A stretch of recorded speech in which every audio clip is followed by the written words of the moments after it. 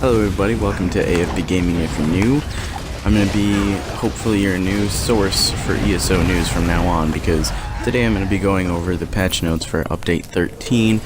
I'm going to be going over the major changes as well as a lot of the housing information. I'm probably going to make another video explaining more into detail just because there's a lot to go over, but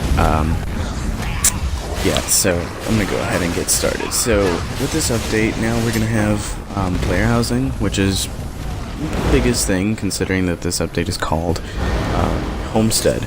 So Homestead basics, I'm going to go over how to acquire your first home, how much you can decorate, what you can do to decorate, what the new things are going to be as far as materials to craft, because it's not going to be the same materials we've had for weapons and armor.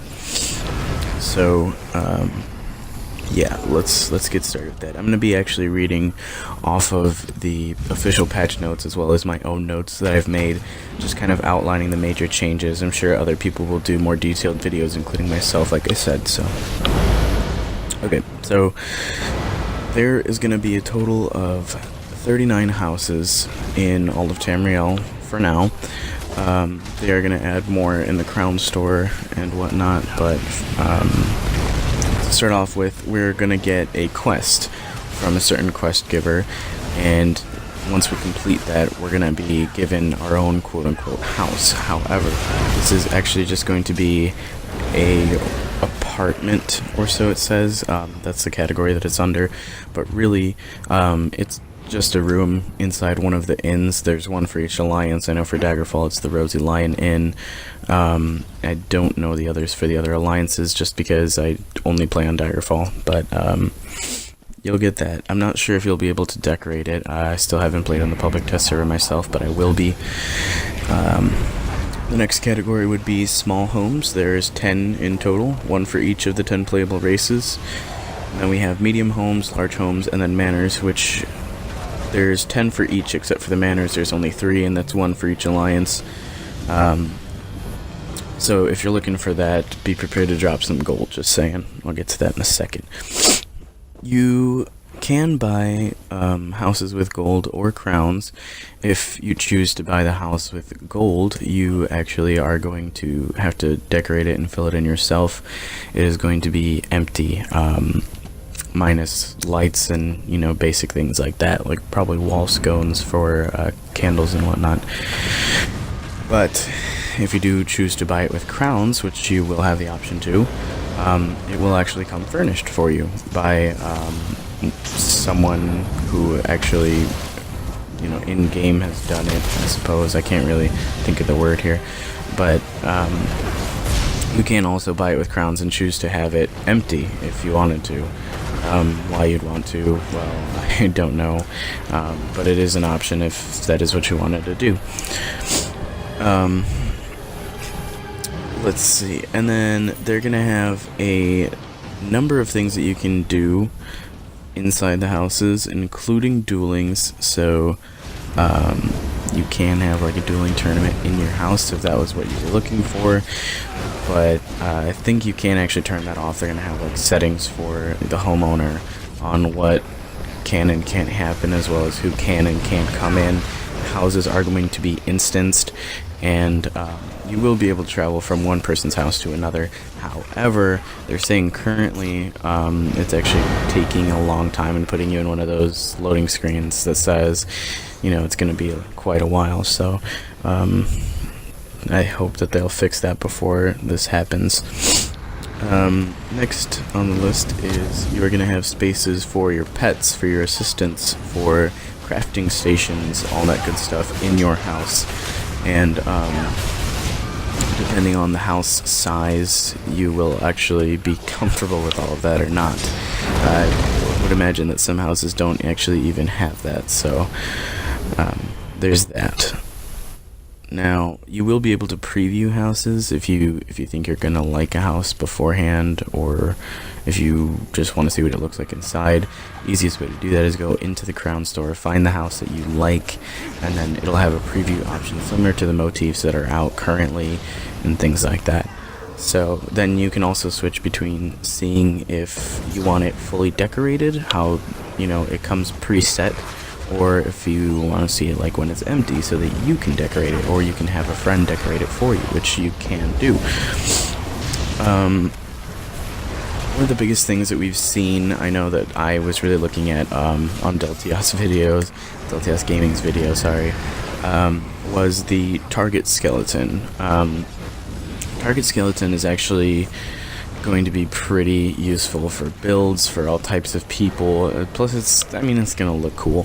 So the target skeleton does not fight back, but it does have health equivalent to the blood spawn from Veteran Spindle Clutch 2.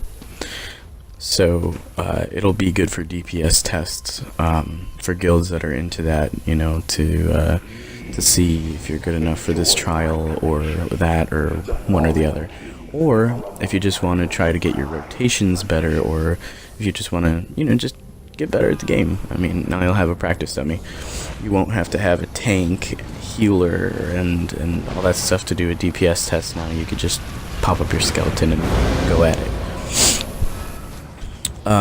However, the target skeleton is going to be difficult to obtain, and the reason I say that is because what they're introducing with this is Master Writs. It's pretty much what you think. I'm gonna make a separate video going more into detail on those and explaining it, but my overview for those is essentially you're gonna have to have a crafting skill maxed out, you're gonna have to do a crafting Master Writ, and then you'll get a reward box which will give you what are they called, these types of Writ vouchers. Writ vouchers gonna be a new what currency, I suppose, that you'll be able to trade with a certain NPC for certain things. But yeah, like I said, it's gonna be really interesting, and that goes into the whole crafting of, you know, making certain types of furniture and things. One example that they have here is some higher quality plans will require knowledge from multiple trade skills. Example, an elaborate canopy bed may require rank 9 in the passive skill woodworking, rank 7 in tailoring, and rank 3 in metalworking. If you don't have that, then you probably won't be able to craft the stuff. The good stuff is that there's gonna be a furniture seller type person similar to the Golden in PvP, who will be selling luxury furniture for both gold and alliance points. Alliance points things are definitely going to be going down in price, so I would recommend no one buy it now. Save your alliance points, and then the boxes for, like, say Desert Rose and things like that people are trying to make money for is going to be like 25% cheaper or something. So just a heads up on that. Let's see, another thing that people really were interested in were the guild reprints for Shalador's library, meaning the Mages Guild books. The biggest pain in the ass for a lot of Magic players is having to find those books, getting your Mages Guild up to 10, and all that good stuff. No one really wants to travel around, so it'd be much easier to have all the books in your house, would it not? So I definitely agree with that, and here's the thing, you will be able to have copies of the books made for you. What you're essentially going to have to do is make sure that you complete a collection of the books, like say, you know, the Daggerfall lore, or the Dominion lore, and then once you complete that, you'll be able to go to the Mystic, and then for a fair price, he will reprint that collection, which you can then put into your house. However, each reprint will not give you Mages Guild reputation or progress towards Shalador's library. Only the original books will count for that. So, in my opinion, I mean, it's really not that great. You're just gonna have books in your house. I mean, you can read them, and it's not really going to do anything for you. And then on top of that, you have to pay for those. So I get it, like, it makes sense, but at the same time, it's a bummer for people that thought they could just get their Mage's Guild to 10 by going into their house and stuff like that, which I think probably should have happened. But again, I'm not making it, I'm just delivering this nonsense. Another thing that you're going to be able to do is have a whole bunch of crafting stations, and then you're going to have attunable crafting stations.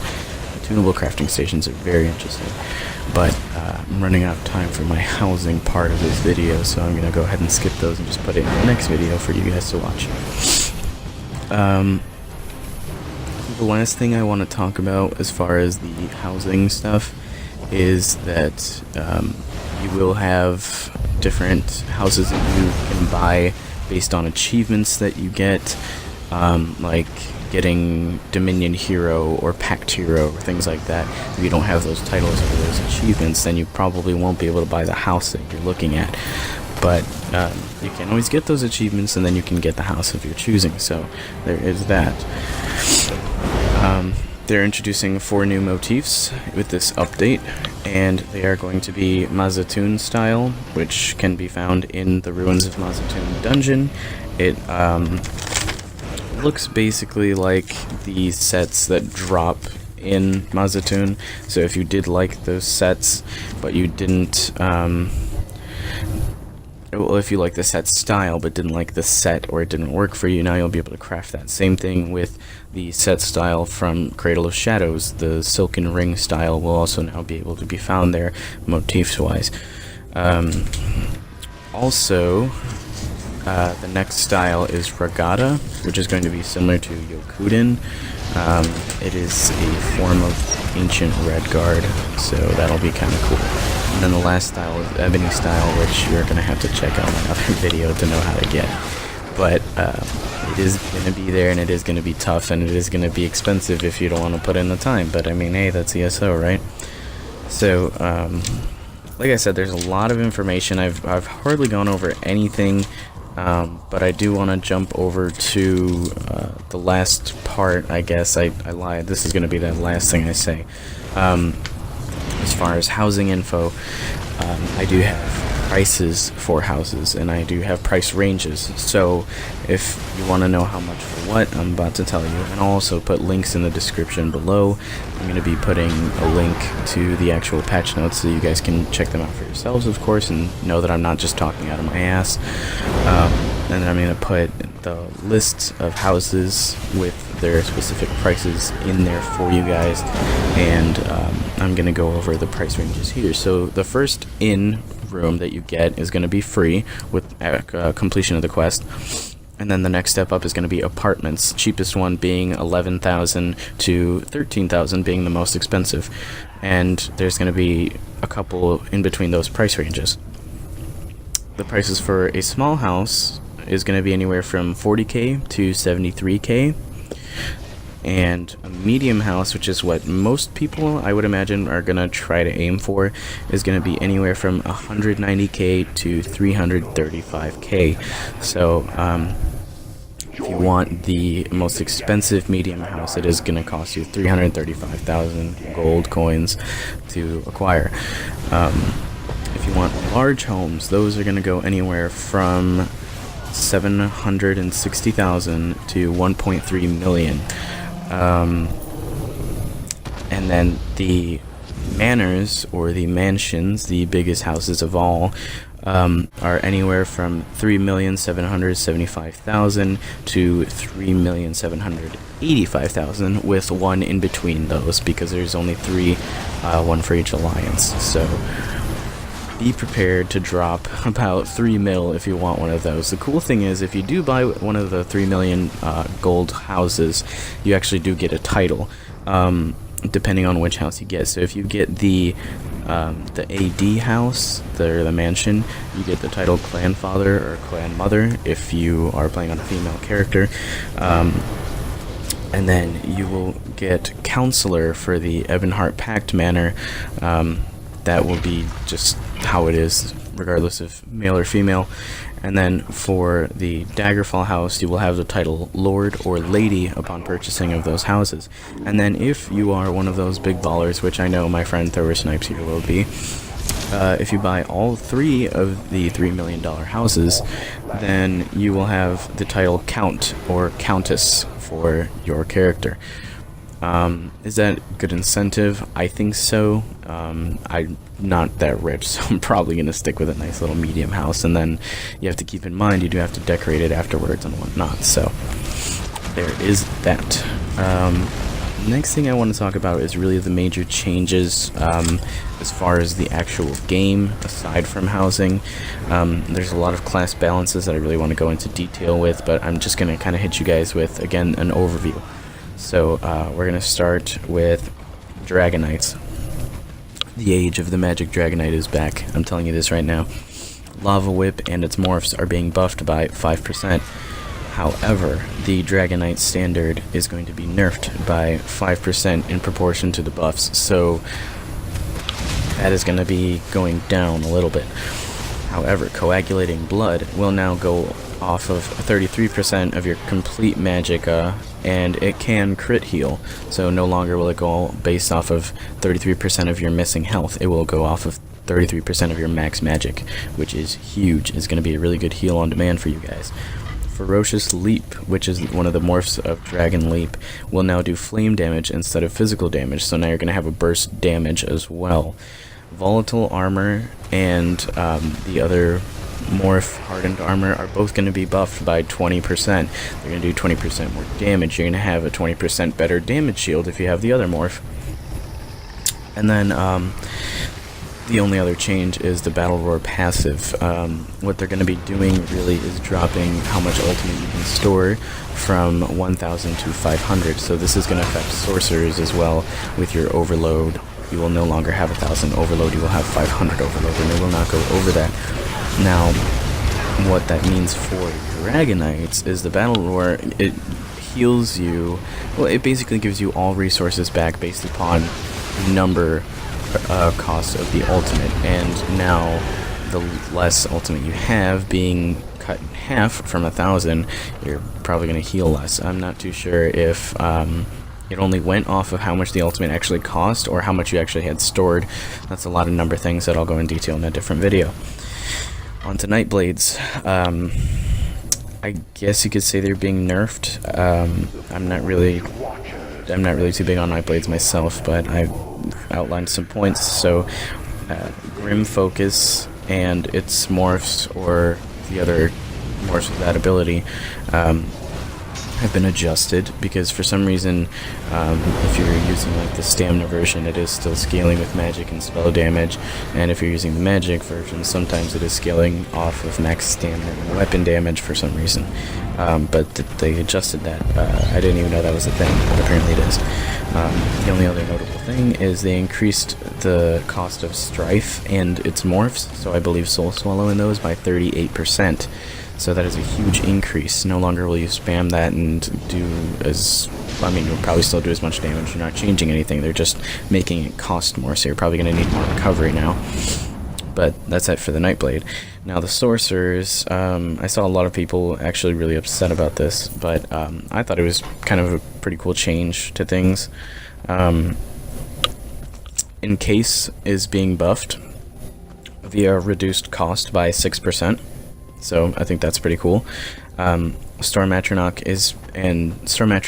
Ultimate and its morphs are being buffed, and they will now do 25% more damage.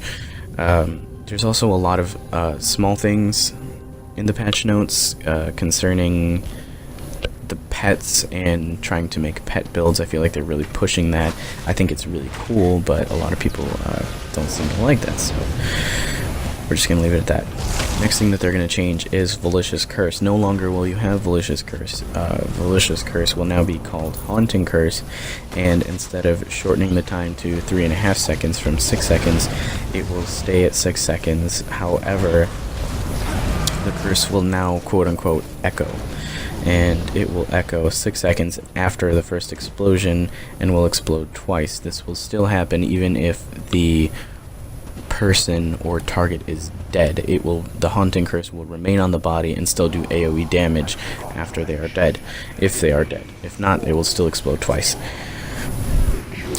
Hurricane is going to be nerfed. So Stamsorix, sorry, you're going to be nerfed 10% each tick, instead of now being 15% each tick, for a total of 150% for the final tick versus the previous 225%. So that is a huge drop. Hurricane I didn't think was that overpowered in PvP. PvE it might have been, I'm not too sure. Either way, it is being nerfed. So sorry on that. Templars, you guys are going to be pissed. I know I kind of am. So Blazing Spear is being nerfed because now there's going to be no stun, but it will tick for 2 more times of damage over time. It will also land faster, so it'll take less time to land after it's being thrown. Eclipse can now be put on an unlimited amount of enemies, and it will still AoE after death. It can be put on unlimited amount of enemies during the duration, but it will still explode, so no longer will you have to choose one target. You can put it on anybody.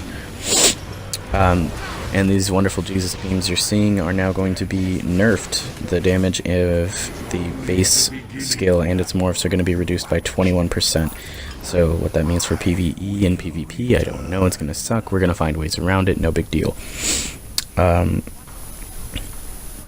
There's also been some other small changes to that stuff, but what I really want to get into is there's going to be so much done as far as the Ice Staff. Mark my words, the Ice Staff is going to be completely different. It's going to be a defensive type staff, and I firmly believe you would be able to tank with an Ice Staff because it's going to totally change the game, but that'll be for another video. I do also want to go over buffs and debuffs for these new categories. So the Black Rose set is going to be changed. No longer will the 4-piece bonus be max stamina. It will now be max magic.